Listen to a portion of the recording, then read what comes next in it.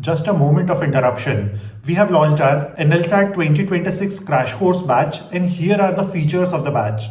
As you are watching this video, you have an unfair advantage. You can use this coupon code and claim this discount to enroll yourself for the batch. And if you have any query in relation to the batch, you can connect with me on this number. And बाकी YouTube पे तो subscribe कर ही लो क्योंकि मैं तुम्हारे बहुत ज्यादा काम आता हूँ। तो हम लोग स्टार्ट करते हैं with the first topic. So the first topic is 130th constitutional amendment bill 2025। बहुत ज्यादा इंपॉर्टेंट बिल है क्योंकि इस बिल के अंदर जो भी मिनिस्टर्स होंगे या फिर प्राइम मिनिस्टर या फिर कोई चीफ मिनिस्टर है, इन तीनों पे को किसी भी तरह का क्रिमिनल केस चल रहा है और अगर कोर्ट ने इनको 30 डेज के लिए या फिर पुलिस ने इनको 30 डेज तक डिटेन करके रखा, इम्प्रिजेंट रखा, तो 31st डे पे ऑटोमेटिकली ये अपनी पोजीशन से रिजाइन कर जाएंगे। इसलिए ये बहुत ज्यादा इंपॉर्टेंट है। अब इसको पॉइंट बाय पॉइंट क्या चीजें हमको पूछी जा सकती हैं इन आर एग्जामिनेशन, इस हिसाब से हम लोग पढ़ेंगे। सबसे पहला पॉइंट जो आपको बहुत अच्छे से पता होना चाहिए, that is this, the objective of the bill. Objective of the bill जो है बहुत ही सिंपल सा है। First, uphold constitutional morality. Constitutional morality का मतलब है अगर आपके ऊपर क्रिमिनल केस है, इमेजिन करके देखना, अगर आपके ऊपर एक क्रिमिनल केस है तो आप एक कैसे गुड पर्सन हो सकते हो। ठीक है, अब केस जो है ऑब्वियसली ये दोनों साइड पे डिसाइड हो सकता है कि आप या तो लाइबल हो या तो आप नॉट लाइबल हो। ठीक है, कोई भी चीज डिसाइड हो सकती है, लेकिन आपके ऊपर एक क्रिमिनल केस है और इस क्रिमिनल केस की जो मैक्सिमम पनिशमेंट है, यानी कि जो क्रिमिनल केस आप पे फाइल किया गया है, अगर उसके अंडर में वो प्रूव हो जाता है तो उसकी जो पनिशमेंट होती है that is 5+ years in jail. इस पॉइंट ऑफ टाइम पे आपको बोला गया है कि आपको अपनी पोजीशन को छोड़ना होगा। अब अगर आपके ऊपर केस चल रहा है और केस 30 डेज तक रन हुआ और 30 डेज तक आप जेल के अंदर रहे, ठीक है, यानी कि 30 डेज तक केस चलना नहीं है, 30 डेज तक आप जेल के अंदर रहे, तो इस पॉइंट ऑफ टाइम पे आपकी पोजीशन चली जाएगी। तो अब कॉन्स्टिट्यूशन जो है वो हमको बोलता है कि हमको करप्शन नहीं करना चाहिए, हमको गुड गवर्नेंस लानी चाहिए, सारी चीजें लानी चाहिए। और पॉलिटिक्स में इंडिया में सबसे ज्यादा प्रॉब्लम्स है, सबसे ज्यादा करप्शन है। तो अब अगर किसी भी पॉलिटिशियन के ऊपर, विच मींस मिनिस्टर के ऊपर, प्राइम मिनिस्टर के ऊपर, चीफ मिनिस्टर के ऊपर किसी भी तरह का इस तरह के केस होते हैं, 30 डेज तक वो लोग जेल में रहते हैं, तो उनको अपनी पोजीशन को छोड़ना होगा।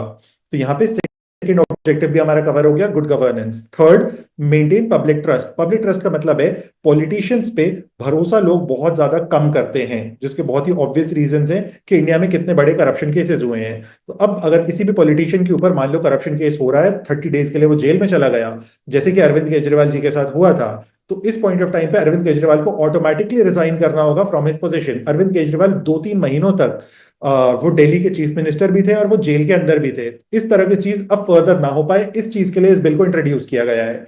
नेक्स्ट चीज ये है कि बिल जो है ये अभी पास नहीं हुआ है। बिल के पास होने का मतलब होता है कि ये लोकसभा और राज्यसभा दोनों से मेजोरिटी के साथ पास हो जाए, प्लस इसको प्रेसिडेंशियल एसेंट मिल जाए। इंडिया में किसी भी चीज को लॉ बनाने के लिए 3 स्टेप्स मैंडेटरी होते हैं।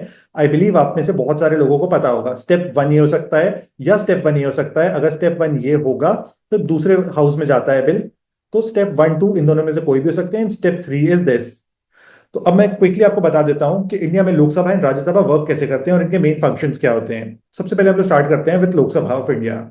तो इंडिया की जो पार्लियामेंट है इसको हम लोग कहते हैं बाइकामीरल लेजिस्लेचर। बाइकामीरल का मतलब होता है एक ऐसी पार्लियामेंट जिसमें 2 हाउसेज होंगे। 2 हाउसेज होने का मतलब होता है पार्लियामेंट के 2 डिविजन्स होंगे, 2 पार्ट्स में पार्लियामेंट डिवाइडेड होगी। अब जहां पे भी वर्ल्ड में एक सिंगल हाउस होता है पार्लियामेंट का, उसको कहा जाता है यूनिकामीरल। इस बात को याद रखना। वर्ल्ड में लेकिन जितनी भी मेजर कंट्रीज हैं, सारी की सारी मेजर कंट्रीज में बाइकामीरल लेजिस्लेचर है। बाइकामीरल लेजिस्लेचर का मतलब होता है 2 हाउसेज ऑफ पार्लियामेंट है। अब ये जो 2 हाउसेज हैं, इसमें से इंडिया में जो अपर हाउस है, अपर हाउस को कहा जाता है राज्यसभा, एंड जो लोअर हाउस है उसको कहा जाता है लोकसभा। तो ये हो गया lower house. Lower house and upper house में इंडिया को पूरे के पूरे सिस्टम को डिवाइड कर दिया गया है। तो अब ये जो लोअर एंड अपर हाउस हैं, इनका स्ट्रक्चर आपको पता होना चाहिए। आप लोग इसको स्क्रीनशॉट भी कर सकते हैं। सबसे पहले पावर्स एंड फंक्शंस। तो लोकसभा राज्यसभा दोनों का एक कॉमन फंक्शन जो है वो है लेजिस्लेटिव डिसीजंस की, हम लॉ बनाने की पावर है। सेकंड, कंट्री के फाइनेंशियल डिसीजंस लेते हैं, वहां पे बजट वगैरह प्रेजेंट किया जाता है, बजट को पास किया जाता है। Control over executive. अच्छा, एग्जीक्यूटिव होता कौन है? एग्जीक्यूटिव होता है एडमिनिस्ट्रेटिव विंग ऑफ गवर्नमेंट। जो गवर्नमेंट होती है, आपको शायद पता होगा, एक कॉन्सेप्ट है, इसको कहा जाता है separation of power. Separation of power का मतलब होता है गवर्नमेंट तीन पार्ट्स में डिवाइडेड होती है, लेजिस्लेटिव, एग्जीक्यूटिव एंड जुडिशरी। अब ये जो तीनों विंग्स हैं, इनमें पावर को बैलेंस करने के लिए एक और डॉक्ट्रिन यूज होती है जिसको कहा जाता है checks and balances. Checks and balances बताता है कि तीनों विंग्स जो है वो इंडिपेंडेंट नहीं है, तीनों विंग्स एक दूसरे से जुड़ी हुई हैं। कोई भी विंग अगर अपने काम को छोड़ के किसी दूसरे का काम कर रही है, तो उस पॉइंट ऑफ टाइम पे जो दूसरी विंग ऑफ गवर्नमेंट है जिसका काम ब्रीच हो रहा है, उसकी रिस्पॉन्सिबिलिटी बनती है कि दूसरे जो फर्स्ट विंग ऑफ गवर्नमेंट है उसको कंट्रोल करके रखे। अब फॉर एग्जाम्पल किसी भी लॉ को अगर पास करना है, ठीक है, लॉ पास करने का काम किसका है? लेजिस्लेचर का है। तो लेजिस्लेचर पे किस तरह से कंट्रोल करता है? Executive and judiciary. मैं क्विकली बता दे रहा हूं। तो लॉ कहां पे पास किया गया? Lower house plus upper house. इसके बाद नेक्स्ट लेवल पे प्रेसिडेंट उसको चेक करता है, तब वो फाइनली इंडिया में इंप्लीमेंट होता है। यानी कि एग्जीक्यूटिव हेड कौन है? एग्जीक्यूटिव हेड होता है प्रेसिडेंट ऑफ इंडिया। प्रेसिडेंट को यहां पे बीच में सिस्टम में लाया गया। अब नेक्स्ट होता है जुडिशियल रिव्यू। जुडिशियल रिव्यू जो होता है ये जुडिशरी करती है। अब जुडिशरी बोल देती है कि हमको ये लॉ सही नहीं लग रहा है, इंडिया में इंप्लीमेंट नहीं करना चाहिए। Example is electoral bonds. Electoral bonds judiciary ने बोला कि हटा देना चाहिए इंडिया के अंदर से, हटा दिए गए। यानी कि जो एक लॉ पास किया था जुडिशरी लेजिस्लेचर ने, उस लॉ को हटा दिया जुडिशरी ने। तो इस तरह से चेक्स एंड बैलेंसेस वर्क करता है। तो कंट्रोल ओवर एग्जीक्यूटिव में यहां पे अगर हम किसी भी एग्जीक्यूटिव के पर्सन को रिमूव करते हैं फ्रॉम हिज ऑफिस, उस पॉइंट ऑफ टाइम पे रिमूवल की जो पावर होती है, वो पूरी की पूरी पावर जो होती है वो होती है लेजिस्लेचर के पास। शायद आपने सुना होगा, इस प्रोसेस को कहा जाता है इम्पीचमेंट। यानी कि प्रेसिडेंट का इलेक्शन एंड रिमूवल दोनों चीजों में रिस्पॉन्सिबल होता है लेजिस्लेचर। नेक्स्ट है कॉन्स्टिट्यूशनल अमेंडमेंट्स। कॉन्स्टिट्यूशनल अमेंडमेंट्स का मतलब होता है कॉन्स्टिट्यूशन में कोई भी चेंज लाने की पावर अगेन लोकसभा के पास है एंड राज्यसभा के पास है।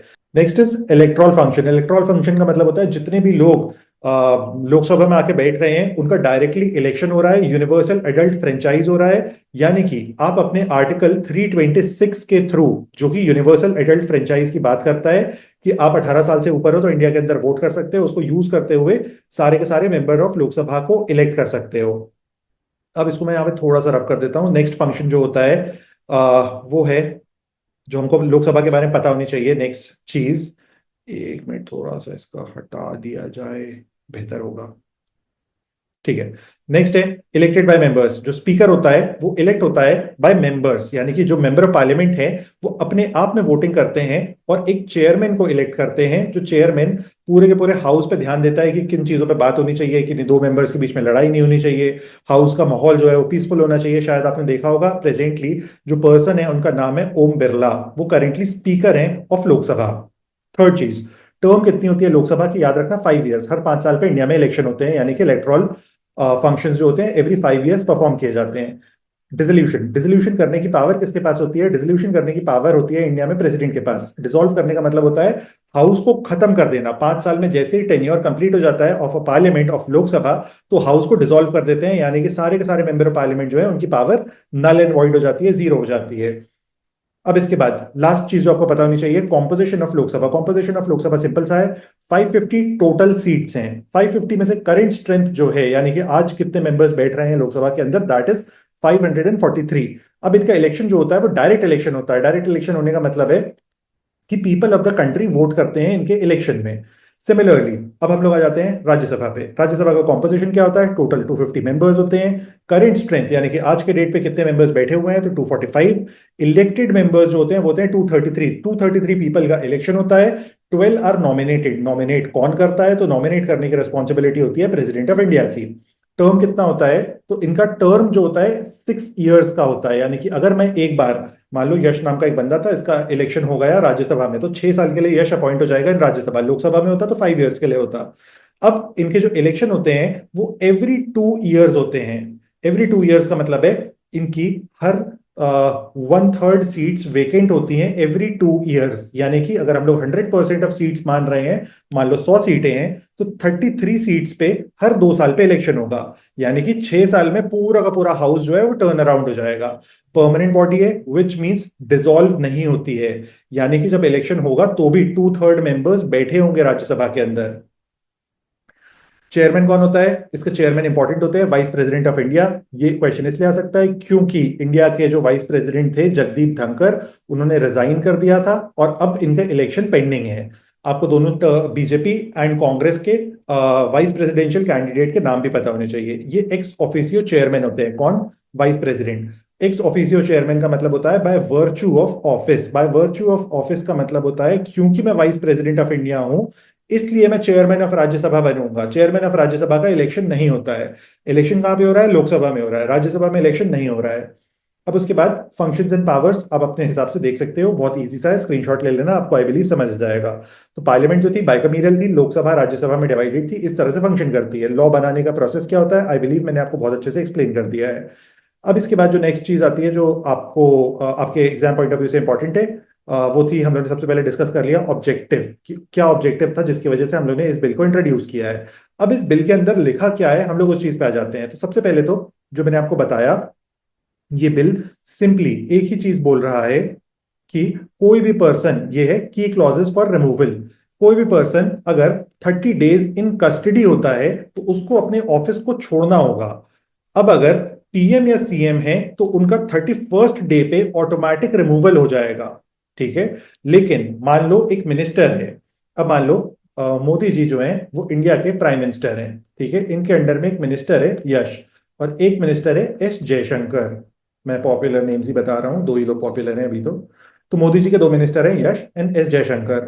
अब क्या हुआ, यश के ऊपर करप्शन का चार्ज लगा, एस जयशंकर पे भी चार्ज लगा। ठीक है।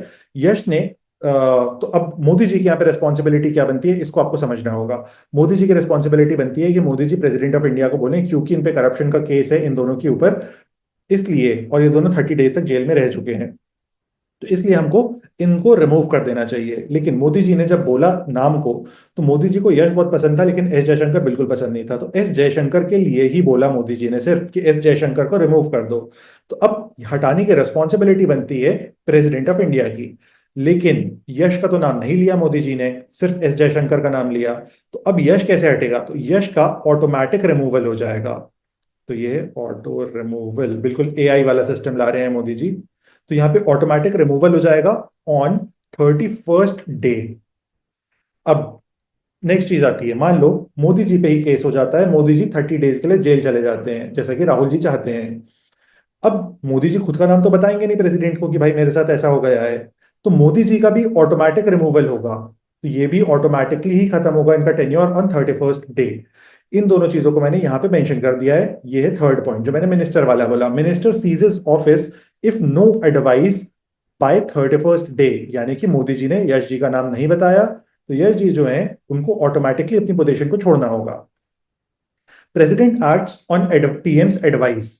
पीएम्स एडवाइस का मतलब आई बिलीव आपको समझ गया होगा कि मोदी जी प्रेसिडेंट को बोल रहे हैं, फिर प्रेसिडेंट जो है रिमूव कर रहे हैं। तो प्रेसिडेंट क्यों एक्ट कर रहा है, क्योंकि प्राइम मिनिस्टर ने उसको बोला है कि इस पर्सन को रिमूव कर दो। ठीक है। अब सेम चीज रोल प्ले होगा गवर्नर और चीफ मिनिस्टर में, सेम प्रोसेस, चीफ मिनिस्टर और गवर्नर में सेम प्रोसेस फॉलो किया जाएगा। नेक्स्ट आता है कि कॉन्स्टिट्यूशनली हम लोग क्या क्या चेंजेस लेके आ रहे हैं इस पूरे प्रोसेस में। तो फर्स्ट चेंज जो हमने लाया है that is article 75। Article 75 of constitution जो है ये डिफाइन करता है यूनियन गवर्नमेंट को। ये बताता है यूनियन गवर्नमेंट क्या होगी। तो इसका बताना है यहाँ पे कि यूनियन गवर्नमेंट का मतलब होता है कोई भी पार्टी, इंडिया में कोई भी पॉलिटिकल पार्टी है जिसके पास मेजॉरिटी है in Lok Sabha, that forms the government. ठीक है। अब जो भी लीडर ऑफ लोकसभा होगा, यानी कि जिस भी पर्सन के पास मेजॉरिटी होगी इन लोकसभा, जैसे कि मोदी जी के पास है, तो वो पर्सन बनता है इंडिया का प्राइम मिनिस्टर। ठीक है। अब ये जो प्राइम मिनिस्टर है ये प्रेसिडेंट को बोलता है कि मैं किन लोगों को अपने अंडर में मिनिस्टर बनाना चाहता हूं, एंड प्रेसिडेंट ऑफ इंडिया जो है वो फाइनली ओथ दिलाते हैं उन सारे के सारे लोगों को। ठीक है। प्रेसिडेंट लेकिन पीएम को भी ओथ दिलाते हैं। द्रौपदी मुर्मू ने मोदी जी को ओथ दिलाई थी, आई बिलीव आप लोग सबने वीडियोस देखी होंगी वो वाली। तो अब ये यूनियन गवर्नमेंट का स्ट्रक्चर को डिफाइन करता है आर्टिकल 75। अब आर्टिकल 75 जो है इसी के थ्रू यहाँ पे यूनियन गवर्नमेंट में एक नया चेंज लाया गया है, एक चीज को प्लस कर दिया गया है कि अगर यूनियन गवर्नमेंट में कोई भी पर्सन 30 डेज तक जेल के अंदर रहता है तो उस पर्सन को रिमूव कर दिया जाएगा, वो प्राइम मिनिस्टर हो चीफ मिनिस्टर हो। ऑटोमेटिक रिमूवल हो सकता है या फिर ऑन एडवाइस ऑफ पीएम या सीएम रिमूवल हो सकता है। नेक्स्ट है सेम चीज आर्टिकल 164, ये अप्लाई करता है स्टेट के ऊपर। तो फर्स्ट डिफाइन कर रहा था यूनियन गवर्नमेंट को, ये डिफाइन कर रहा है स्टेट को। आर्टिकल 239 AA डिफाइन करता है यूनियन टेरिटरीज को। इस चीज को याद रखना। इस तरह से कैटेगराइजेशन आपको पता होनी चाहिए। यूनियन गवर्नमेंट कहाँ पे डिफाइंड है, स्टेट गवर्नमेंट कहाँ पे डिफाइंड है, एंड यूनियन टेरिटरीज किस तरह से डिफाइंड है। इन तीनों के ऊपर ये पूरा का पूरा लॉ इंप्लीमेंट होगा। आई बिलीव आपको स्ट्रक्चर सही लग रहा होगा। हम लोग ने बहुत दिन से प्लान कर रहे थे कि कुछ नया करें इस तरह का, एंड फाइनली एग्जीक्यूट किया है। काफी मेहनत लगती है इस चीज को बनाने में, शायद आपको दिख रहा होगा, लेकिन फास्टर हो जाती है क्लास और सही सी हो जाती है। नेक्स्ट पॉइंट है कि पीएम या सीएम अगर इन कस्टडी होते हैं 30 डेज के लिए, तो उनका साथ क्या होगा। Must resign bye 31st day, जो कि मैंने आपको बता दिया। Automatically ceases office, automatically ceases office का मतलब होता है कि उनको ऑटोमेटिकली छोड़ना होगा। और गवर्नर नहीं हटाता है या प्रेसिडेंट ऑफ इंडिया जो है वो नहीं हटाता है, तो स्टिल उनका ऑफिस जो है वो उसकी टेन्योर खत्म हो जाएगी उनके लिए। लास्ट पॉइंट है इस टॉपिक का, that is removal, removal reversible upon release.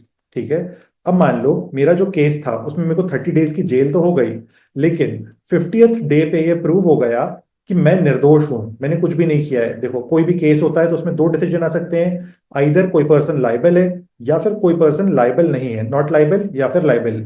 तो अब अगर लाइबल होता है यानी कि गिल्टी होता है, कॉन्विक्ट होता है, तो उस पॉइंट पे तो बात खत्म हो गई। ठीक है, उसकी पोजीशन हमेशा के लिए चली गई, लाइफ टाइम के लिए। लेकिन अगर कोई पर्सन नॉट लाइबल होता है, उस पॉइंट ऑफ टाइम पे वो आदमी फिर से मिनिस्टर बन सकता है गवर्नमेंट के अंदर।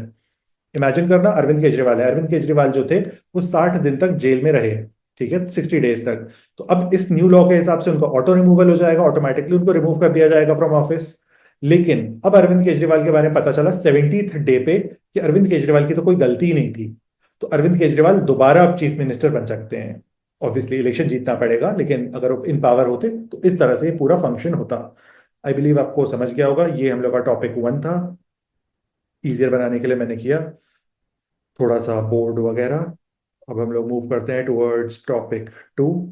टॉपिक 2 जो है, अच्छा, ऑनलाइन गेमिंग वाला जो टॉपिक था उसको मैं इस सेशन में कवर नहीं कर रहा हूँ, क्योंकि बहुत सारे लोगों ने उसको कवर किया है, एंड आई बिलीव आपने कहीं ना कहीं उसको देख लिया होगा, पढ़ लिया होगा। और अगर नहीं देखा पढ़ा है तो फिर जीकेटीसी आपके लिए अवेलेबल है, आप देख सकते हो, पढ़ सकते हो, कोई दिक्कत नहीं है। टॉपिक 2 जो है ये थोड़ा सा अजीब सा है, और जितने भी लड़के हैं उनको शायद सुनने में बहुत ज्यादा मजा आ जाएगी इसके बारे में। ये है इंडिया का new national sports governance bill. सबसे पहली चीज जो ये बिल करने वाला है, दैट इज इंडिया में जितने भी अभी तक के स्पोर्ट्स लॉ थे, उन सारे के सारे स्पोर्ट्स लॉज को खत्म कर रहा है। यानी कि इस बिल के आने से इंडिया के सारे स्पोर्ट लॉज को खत्म कर दिया गया है, नल एंड वॉइड कर दिया गया है। अब अगली बात आती है कि भाई इस बिल की जरूरत क्या पड़ गई। ठीक है, ऐसा क्या जरूरत है इस बिल की कि हम इसको इंट्रोड्यूस कर रहे हैं इन पार्लियामेंट। फर्स्ट ऑब्जेक्टिव जो है इसका बहुत ही सिंपल सा और बेकार सा ऑब्जेक्टिव है, जो गवर्नमेंट ऑफ इंडिया ने बताया, that is meet global standards. Global standards का मतलब होता है कि विदेश वाले जो लोग हैं, जो डेवलप्ड कंट्रीज हैं, ठीक है, ग्लोबल स्टैंडर्ड्स का मतलब ये नहीं है कि तुम नाइजीरिया से मैच करने लगोगे या किसी एक बिल्कुल बांग्लादेश और पाकिस्तान से कंपटीशन में आ जाओगे। ग्लोबल कंट्रीज तो ये भी हैं। किसी भी डेवलप्ड कंट्री में उनका स्पोर्ट्स फेडरेशन कैसे चलती है, 1, एंड 2, वो अपने एथलीट्स को कैसे ट्रीट करते हैं, हमको उस चीज को सीखना है। ठीक है, यही मतलब है ग्लोबल स्टैंडर्ड्स का। तो हमको बेस्ट प्रैक्टिसेस को अडाप्ट करना है अपने देश के लिए, इंडिया के लिए। तो फेडरेशन एंड एथलीट्स के लिए हम लोग क्या भला कर सकते हैं। शायद आपने देखा होगा आज से कुछ वक्त पहले बहुत सारे एथलीट्स जो थे वो धरने पे बैठे हुए थे, क्योंकि उनको मल्टीपल तरीके की प्रॉब्लम्स को फेस करना पड़ रहा था। तो अब उस तरह की जो प्रॉब्लम्स होती हैं या सेक्सुअल हरासमेंट की जो एथलीट्स की कंप्लेंट होती है इंडिया में, वही सॉल्व नहीं होती है। तो अगर हम ग्लोबल स्टैंडर्ड्स को मीट करेंगे तो हमको वहां पे अपने लॉज को, अपने वर्किंग सिस्टम को, सबको चेंज करना पड़ेगा कि किस तरह से हम फंक्शन कर रहे हैं। वो कंप्लीटली फंक्शनिंग की ओवरहॉलिंग होगी। ओवरहॉलिंग के लिए ही मैंने आपको यहाँ पे बोला था कि इंडिया में जितने स्पोर्ट्स के लॉज हैं, सारे के सारे स्पोर्ट्स के लॉज को ये बिल खत्म कर रहा है। तो पहली बात तो हो गई कि हमको मीट करना है ग्लोबल स्टैंडर्ड्स को। सेकेंड जो चीज है यहाँ पे, रिड्यूस कोर्ट केसेस। इंडिया में बहुत ज्यादा कोर्ट केसेस होते हैं स्पोर्ट्स फेडरेशन में वर्सेस एथलीट।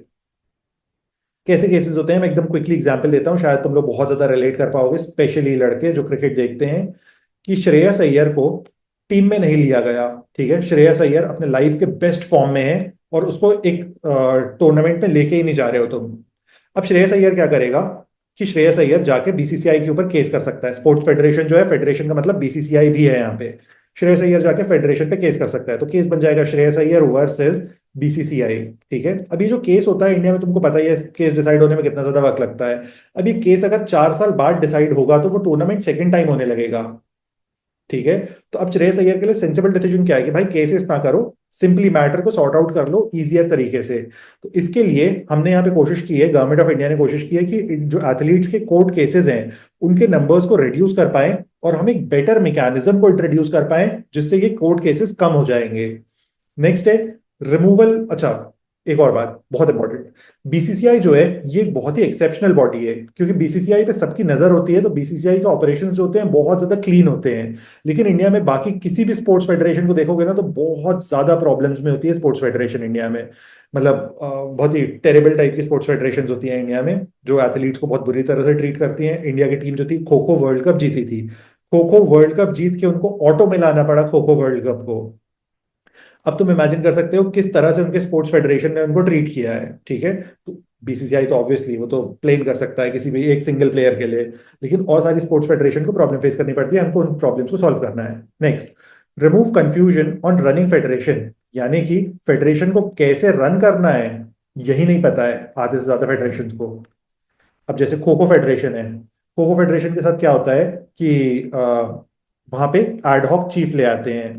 एडहॉक चीफ का मतलब एडहॉक चेयरमैन, चीफ चेयरमैन एक ही चीज होती है, एडहॉक चेयरमैन ले आते हैं कि हमारे पास पैसे नहीं है तो हम एक टेम्परेरी आदमी को चेयरमैन बना लेते हैं कुछ दिन के लिए। अरे भाई ऐसे कैसे चलाओगे, ऐसे कैसे ग्रो करोगे बाकी सारे स्पोर्ट्स को, सिर्फ क्रिकेट ही क्रिकेट ग्रो करना है तो एक अलग चीज हो जाती है। तो अब कंफ्यूजन को रिमूव करना चाहते हो, स्पोर्ट्स फेडरेशन कैसे चलेगा, एथलीट्स वेलफेयर जो कि बहुत ही प्राइमरी चीज है, transparency and accountability, the most important point ये है। ट्रांसपेरेंसी एंड अकाउंटेबिलिटी का मतलब है कि स्पोर्ट्स फेडरेशन कितना पैसा खर्च कर रहा है इसका इंडिया में कोई रिकॉर्ड नहीं होता है। तो अब हम उसको अकाउंट्स में लेके आएंगे कि भाई स्पोर्ट्स फेडरेशन जो है उसको पैसे कौन दे रहा है, टैक्स पेयर दे रहा है, तुम्हारे मम्मी पापा दे रहे हैं। तो अब वो जो तुम्हारे मम्मी पापा का पैसा है वो सही डायरेक्शन में जा रहा है कि नहीं। ठीक है, इंडिया में स्पोर्ट्स फेडरेशन में तुम आरटीआई भी फाइल नहीं कर सकते, राइट टू इन्फॉर्मेशन भी फाइल नहीं कर सकते हो। ठीक है, तो अब उन चीजों को चेंज किया जा रहा है। अगली बात आती है कि अब ये बिल जो है ये क्या न्यू फीचर्स को इंट्रोड्यूस कर रहा है। सबसे पहली चीज जिस जो ये इंट्रोड्यूस करने वाला है that is national sports board. ये जो नेशनल स्पोर्ट्स बोर्ड होगा इसको किस तरह से बनाया जा रहा है, स्ट्रक्चर को समझने की कोशिश करना, क्योंकि स्ट्रक्चर तुम्हारे एग्जाम पॉइंट ऑफ व्यू से थोड़ा सा इंपॉर्टेंट है।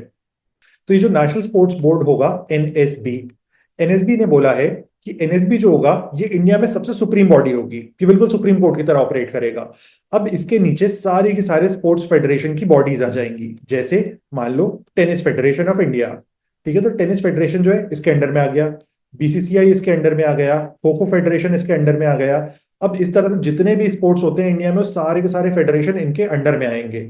अब जो एनएसबी होगा, एनएसबी को इतनी पावर्स दे दी गई, पावर नंबर 1 कि ये किसी भी बोर्ड को, यानी कि किसी भी फेडरेशन को, किसी भी फेडरेशन को किसी भी पॉइंट ऑफ टाइम के लिए पे अगर वो कोई भी मिसकंडक्ट कर रहे हैं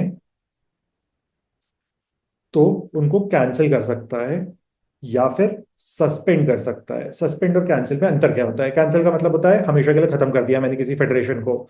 सस्पेंड का मतलब होता है अभी मैं जांच पड़ताल करूंगा और कुछ दिन के लिए भाई तुम ऑपरेट नहीं कर सकते। ठीक है, तो कैंसिल और सस्पेंड करने की पावर दे दी गई है एनएसबी को। अगली बात, एनएसबी के पास पावर होगी कि जितने भी फंड्स आ रहे हैं उनका रिकॉर्ड प्रेजेंट करना होगा फेडरेशन को टू एनएसबी। जितनी भी पैसे की डीलिंग होगी वो सारी की सारी एनएसबी के सामने होगी, यानी कि बीसीसीआई कितने पैसे कमा रहा है, आईपीएल कितने पैसे में कंडक्ट हो रहा है, खो खो फेडरेशन के पास कितना पैसा है, सारे के सारे रिकॉर्ड्स जो होंगे वो एनएसबी के पास होंगे। तो ये मेनली काम होगा एनएसबी का। अब इसके बाद सेकंड चीज जो है RTI on money spent. RTI जो होता है इसका मतलब होता है right to information. Right to information work कैसे करता है, कोई भी अगर गवर्नमेंट बॉडी है तो सारी की सारी गवर्नमेंट बॉडीज के अगेंस्ट में आप फाइल कर सकते हो, except a few government bodies जिनको अलग अलग कैटेगरीज में एक्सेप्शन दिया गया है। फॉर एग्जांपल आर्मी जो है एक कैटेगरी ऑफ एक्सेप्शन है कि उसके अगेंस्ट में कोई भी पर्सन आरटीआई फाइल नहीं कर सकता है। अभी जो इंडिया में सबसे फेमस आरटीआई फाइल की जा रही है वो फाइल की जा रही है मोदी जी के बारे में, कि मोदी जी सच में दिल्ली यूनिवर्सिटी के ग्रेजुएट हैं कि नहीं। ठीक है, तो कोर्ट ने बोल दिया है कि भाई तुमको क्यों दिखाई डिग्री, मोदी जी ग्रेजुएट है, हम बता रहे हैं, बात खत्म। तो आरटीआई में गवर्नमेंट की रिस्पॉन्सिबिलिटी ये बनती है कि गवर्नमेंट विद इन 30 डेज किसी भी पब्लिक क्वेश्चन को आंसर करे। ठीक है, तो सारे के सारी पब्लिक चीजें जो है विद इन 30 डेज गवर्नमेंट का आंसर करना रिस्पॉन्सिबिलिटी होती है। लेकिन आज तक इंडिया को आजाद हुए 75+ ईयर्स हो गए, स्पोर्ट्स फेडरेशन को कभी भी आरटीआई के एम्बिट में नहीं रखा गया। लेकिन अब उसको ले आया गया है 2025 में थ्रू दिस बिल। अब यहाँ पे क्या करेगा ये कि जो भी पैसा स्पेंड किया जा रहा है, ये पैसे के बारे में हम जानकारी क्यों लेना चाहते हैं, क्योंकि पैसा तुम किसका स्पेंड कर रहे हो, पैसा तो तुम हमारा ही स्पेंड कर रहे हो, टैक्स पेयर्स मनी स्पेंड कर रहे हो। तो टैक्स पेयर का जो भी पैसा तुम स्पेंड कर रहे हो, यानी कि फेडरेशन स्पेंड कर रहा है, उसके बारे में आरटीआई के थ्रू कोई भी इंसान जान सकता है। नेक्स्ट ये लोग सेटअप करना चाहते हैं थर्ड पॉइंट में नेशनल स्पोर्ट्स ट्रिब्यूनल। इसके बारे में भी तुमको पता होना चाहिए बहुत अच्छे से।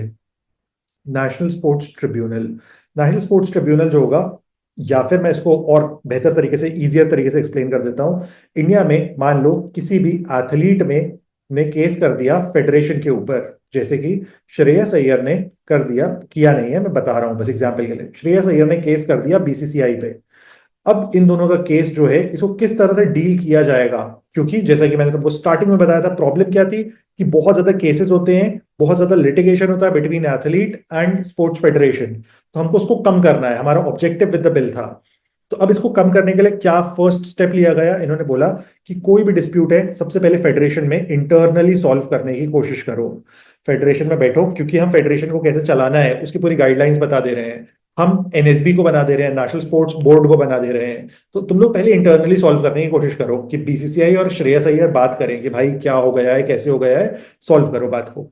अगर बात सॉल्व नहीं होती है तो इस पॉइंट ऑफ टाइम पे इनकी जो हायर बॉडी होगी, that is going to be NST, national sports tribunal.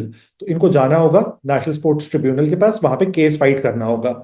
अब ट्रिब्यूनल की स्पेशलिटी ये होती है कि ट्रिब्यूनल किसी भी केस को सॉल्व करता है विद इन 6 मंथ्स, यानी कि 6 महीने में हमको पता चल गया कि श्रेयस अय्यर गलत है या बीसीसीआई गलत है। अब अगर ट्रिब्यूनल के डिसीजन से श्रेयस अय्यर खुश नहीं है, तो श्रेयस अय्यर कहीं और नहीं जा सकता except supreme court of India. ठीक है, यानी कि हमने बीच से district court and high court को कंप्लीटली रिमूव कर दिया। अब किसी भी स्पोर्ट्स पर्सन का केस जो है वो डिस्ट्रिक्ट कोर्ट या हाई कोर्ट नहीं जा सकता। आपको ये शायद समझ आ रहा होगा कितनी बड़ी बात है। तो अब कोई भी पर्सन डायरेक्टली सुप्रीम कोर्ट जा सकता है आफ्टर एनएसटी। तो अब 3 लेयर्स पे सॉल्व करेंगे। फर्स्ट, फेडरेशन के अंदर इंटरनली सॉल्व करो। सेकंड, एनएसटी सॉल्व करेगा, national sports tribunal. And third, supreme court. No high court, no district court. Next है नेशनल स्पोर्ट्स इलेक्शन पैनल। ना एक नई एक बॉडी को इस्टेब्लिश कर रहे हैं फर्दर। इस बॉडी की रिस्पॉन्सिबिलिटी होगी कि स्पोर्ट्स फेडरेशन के जो इलेक्शंस होते हैं, कि बीसीसीआई के अंदर जब इलेक्शन हो रहे हैं तो वो फ्री एंड फेयर इलेक्शंस हो। ठीक है, उसमें कोई भी किसी भी तरीके का मैनिपुलेशन ना हो, करप्शन ना हो, करप्शन फ्री सिस्टम बनाने की कोशिश की जा रही है। लास्ट है regular audits and publication of accounts, कि कोई भी फेडरेशन, यानी कि एग्जाम्पल बीसीसीआई, बीसीसीआई ने मान लो एक टूर्नामेंट होस्ट किया, मान लो चैंपियंस ट्रॉफी या फिर वर्ल्ड कप। ठीक है, चैंपियंस ट्रॉफी में गवर्नमेंट ने या फिर बीसीसीआई ने कितना खर्च किया, या फिर आईपीएल में कितना खर्च किया, या फिर मान लो किसी भी दूसरे इवेंट में बीसीसीआई ने कितना पैसा खर्च किया, इसका कोई रिकॉर्ड्स प्रेजेंट नहीं किए जाते थे। लेकिन अब इनको अपने रिकॉर्ड्स को प्रेजेंट करना होगा और इस पूरे रिकॉर्ड को इनको सबमिट करना होगा to national sports board, NSB. NSB के बारे में हम लोग ने यहाँ पे डिस्कस किया था। तो एनएसबी को सारे रिकॉर्ड्स प्रेजेंट करने हैं और रेगुलर अकाउंट्स को मेंटेन करना है, विच मींस करप्शन को आप कम करने की कोशिश कर रहे हो। पैसा किसका है? टैक्स पेयर का है। अब चलते हैं थर्ड टॉपिक की तरफ। थर्ड टॉपिक इजियर सा टॉपिक है। तो इस टॉपिक का नाम है bills of leading bill. Bills का मतलब है जो हम लोग बेसिक कहीं खाना खाने जाते हैं तो जो पैसा देते हैं, बिल आता है, ये वही वाला बिल है। इसको कहा गया है बिल्स। ये जो बिल है ये पार्लियामेंट वाला बिल है। ठीक है, अगला वर्ड आता है यहाँ पे इंपॉर्टेंट, लीडिंग। लीडिंग का मतलब क्या होता है? लीडिंग का मतलब होता है पार्किंग। जैसे हम लोग कार पार्क करते हैं तो कार पार्क करने पे हमको कुछ ना कुछ पैसे देने पड़ते हैं। फॉर एग्जांपल, मैंने कहीं जाके कार या बाइक पार्क की, किसी मॉल में जाके मैंने पार्क कर दी, तो अब मॉल वाले जो होंगे मुझसे पार्किंग टिकट मांगेंगे। पार्किंग टिकट जो होती है वो 20 रुपए की होगी। तो ये जो 20 रुपीज की पार्किंग टिकट है, मान लो अब इसको हम शिप पे लगा रहे हैं। शिप की पार्किंग को कहा गया है लीडिंग। यानी कि मैंने शिप ली और शिप को मैंने कहीं भी किसी भी पोर्ट पे पार्क किया। अब इस पोर्ट पे जब मैंने पार्क किया अपनी शिप को, तो उसका जो चार्ज लगेगा, चार्ज ऑफ पार्किंग, उसको कहा जाता है लीडिंग। अब यहां पे बोला गया है बिल्स ऑफ लीडिंग बिल, यानी कि बिल आ रहा है of leading, bill of parking. Bill of parking your ship, या कोई भी चीज जो पानी में तुम पार्क कर रहे हो। अब ये जो होता है ये एक बहुत ही क्रूशल डॉक्यूमेंट होता है, इस बात को याद रखना। ये क्रूशल डॉक्यूमेंट इसलिए होता है क्योंकि इसी डॉक्यूमेंट के थ्रू वर्ल्ड में ट्रेड रन करता है। अब जब ट्रेड किस तरह से फंक्शन करता है कि मान लो कुछ मैं गुड्स लेके आ रहा हूं फ्रॉम यूएसए, ठीक है। एक कंपनी है एक्स, एक्स ने कुछ गुड्स को इंडिया में ट्रेड किया और इंडिया में इन गुड्स को पहुंचा दिया। अब जो एक्स का शिप है वो इंडिया में लेडिंग होगी उसकी, तो ये जो लेडिंग होगी इसका चार्ज इंडिया लेगा, ठीक है, क्योंकि हमने तुम्हारे शिप को पार्क होने दिया।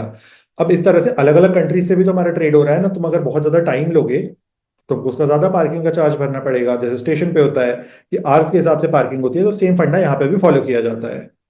एंड फर्दर इसमें एक और इंपॉर्टेंट चीज होती है कि ये जो क्रूशियल डॉक्यूमेंट है, ये हम लोग को ये भी बताता है कि कोई भी अगर गुड्स आए तो उसका ओनर कौन है।